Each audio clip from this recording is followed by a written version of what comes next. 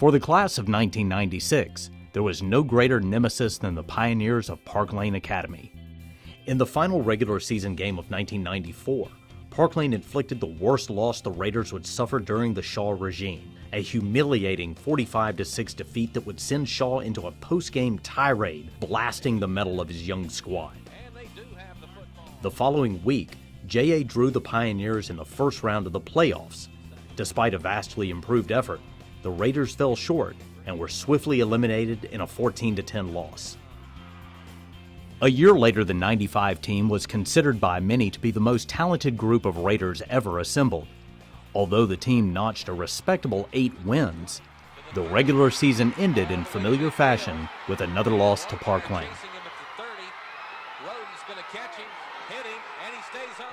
In the days that followed, the '95 Raiders were dealt their most painful blow yet, when Coach Sherrod Shaw's battle with cancer reached its inevitable conclusion. After attending an emotionally draining funeral ceremony, the team was forced to travel to Macomb in the first round of the playoffs for their 4th matchup in less than a year against Park Lane, a team that was currently ranked number 1 in the state, was riding a 26-game win streak, and in search of its 3rd championship in as many years. The game was ultimately decided on one play that would prove to change the course of Jackson Academy football forever. And we knew going down there that if we wanted, if we really wanted to beat them, we're going to have to play this game at a whole different level. I mean, it's a defensive battle. We couldn't do anything on offense. They couldn't do anything on offense. No big plays, yard for yard, a lot of pounding. Who could try to get down the red zone? Who could stop you? Who could make the plays?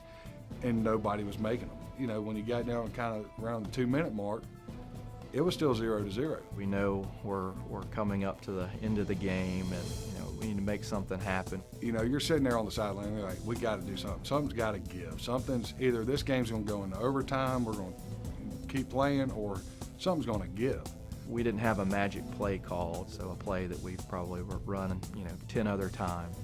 I just remember Lohmeyer had this kind of look about him. I remember being set up to block out of the formation for a run to the left. Because I remember making a cut pretty quick. It seeming like just 3 yards in a cloud of dust. I rolled back to the right, and I just stopped and watched. And then there's this big pile in the middle of the field, and you see Lohmeyer land on the pile on his back. But my momentum carried me to where it was more of a bounce. And I just saw him roll off.